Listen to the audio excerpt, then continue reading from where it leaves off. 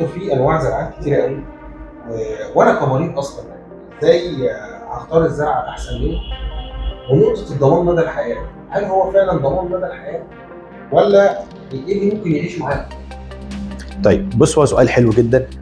ليه في زراعات كتير؟ لان طبيعي في شركات كتير في السوق زي العربيات. ما طبيعي شركات كتيره فبتنزل فرايتيز كتيره، فانت عندك شركات كتير جدا فبتنزل انواع زراعات مختلفه. ايه النوع الاحسن او مش الاحسن؟ يعني ده بيخضع لتقييم الدكتور. بس ايه الفرق بين الزراعات عشان اجاوبك عليه؟ هو الفرق بين الزراعات ده صعب ان انا اشرحه لك، لان الموضوع بيختلف من شركه لشركه. في ايه؟ عشان ابسط الموضوع، ان هو ايه؟ شكل الزراعات، اقطار الزراعات، مقاسات الزراعات، الانجليشن او الزوايا بتاعتها، الديزاينز بتاعتها، معالجه السطح بتاعها، خصائص كتير قوي بعيده عن استيعاب المريض بدون دخول في تفاصيلها يعني. فبتختلف من شركه لشركه. في شركات بتقدم زراعات بطريقه معينه، بديزاينز معينه، بمعالجه اسطح معينه، وشركات تانيه بطريقه تانيه، وهكذا. ايه الاحسن للحاله على حسب تقييم الحاله، زي ما قلت قبل كده، ان انا احكم انهي زرعه احسن للمريض عن طريق تقييم الحاله. تقييم الحاله ازاي؟ دي مش بتاعتك خالص، بتاعت الدكتور بعد ما بيكشف على الحاله وبيشوف كل تفاصيلها وبياخد ميديكال هيستوري او تاريخ طبي بسيط عنك كده. يبتدي يشوف نوع الزرعه المناسبه للعظم بتاعك بعد ما بتعمل اشعه مقطعيه. نشوف نوع العظم، كميه العظم، سمك العظم، العظم قريب من حاجه حيه زي الجيب الانفي او غيره او لا، ونبدا نحدد اقطار الزراعات وانواع الزراعات. بس في فرايتيز كتيره جدا وفي انواع كتيره جدا، بس التقييم بتاع الدكتور هو اللي بيحدد احسن. مش مثلا انا هعمل لك الماني، انا هعمل لك امريكي، لا. تقييم الحاله هو اللي بيقيم او بيقدر ممكن يكون انهي زرعه وانهي ديزاين انسب لحالتك انت. تمام؟ طب ايه الاحسن او ايه اللي بيعيش؟ طبعا او اللفظ ضمان مدى الحياه، لا ده مش صح. اللي يعيش دي برضه دي ما اقدرش انا اضمنها لك، يعني معلش مع احترامي، لله المثل الاعلى طبعا. ربنا اللي خالق الكون، البني ادم بيموت، يعني هو خلق بني ادم، بني ادم ليه نهايه في الاخر. فمش مطلوب مني كبشر او من اي شركه تعمل حاجه تعيش معاك العمر كله، استحاله بكل الطرق. مش شرط في الاسنان، في اي حاجه تانية مفيش حاجه هتتعمل هتعيش معاك العمر كله. انما حاجه معموله وحاجه مستهلكه ممكن تعيش فتره طويله او فتره قصيره على حسب، لان هي بتعتمد على عوامل كتير انا ما اقدرش احكمها. فالضمان في الموضوع ده مش صحيح.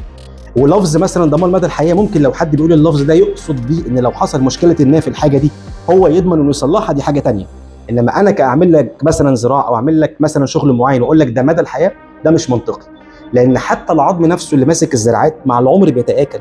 يعني المريض نفسه لما يكبر في السن العظم اللي فيه الزرعه بيتاكل وبيقل، فطبيعي ممكن يحصل فيها مشاكل مع الوقت. فان حاجه ضمان مدى الحياه ده مش واقعي قوي، عشان نكون برضو فير، نكون عادلين مع الناس. فان انت تتعمل حاجه تتعمل صح وتعيش معاك اطول فتره ممكنه لحد ما يحصل مشكله ما. لو حصل مشكله نقدر نعالجها ونشوف حلها ايه، بس ده المنطقي ليها يعني. بس طيب ايه اقل مده ممكن الزرعه تعيش بعد ما اعمل زرعه مع توفر كل شهرين. فهمت سؤالك، شهرين على طول. يعني انت مجرد عملت زرعه لازم استنى شهرين وبعد كده ابص. يعني ممكن شهر نقيم بس ما نشتغلش قوي، لان طبعا بنسب كبيره الموضوع ما بيكونش حصل فيه التحام. هي فكره الزرعه ايه؟ انت لما بتحط الزرعه في عظم الفك بتصبر على العظم نفسه لحد ما يحصل التحام ما بين الزرعه وبين عظم الفك نفسه. وانس ان حصل الالتحام ده خلاص الموضوع منتهي. يحصل في قد ايه بقى؟ والله حصل مثلا في شهرين، في 4 شهور، في ماكسيمم 6 شهور. يعني في المعظم بيبقى مثلا شهرين لحد 4، في بعض الحالات بتاخد مثلا لحد 6 شهور. بعد الزرعه حضرتك بتحط تركيبه مؤقته في نفس الجلسه. تمام. ولما يتم شهرين او 4 او 6 على حسب الحاله حضرتك بتحط التركيبه مظبوط. عليها التحميل.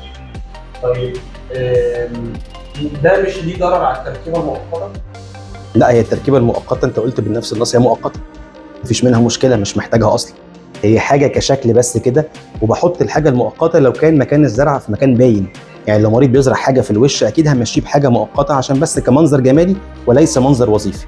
يعني انا برضو فهمت سؤالك بس خليني اجاوبك. يعني انت قصدك تقول انا ليه ما بحطش التركيبه النهائيه مره واحده بعد الزراعه؟ مظبوط.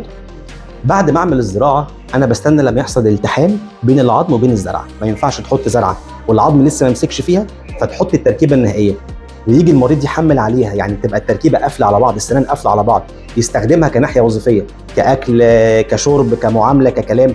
طبيعي ما فيش التحام بين العظم وبين الزراعه، الزراعه مش هتمسك، هتقع تاني يوم على طول. انما انت لما تيجي تحط الزرعه لازم تصبر لما يحصل التحام كامل عشان تقدر بعد كده انك تحمل عليها السنان تخدم بطريقه وظيفيه. فالتركيبه المؤقته هي تركيبه مش وظيفيه، هي تركيبه من الناحيه الجماليه فقط. يعني بتخدم في الناحيه الجماليه فقط وليس الناحيه الوظيفيه. اما بقى لو كانت الزراعه نفسها في جزء مستخبي مش باين في الوش فممكن ما نحتاجش ان احنا نركب حاجه مؤقته عليها يعني. مش مستاهله، هي حاجه مستخبيه اصلا فمش هيبان. انما لو حاجه في الوش هركب.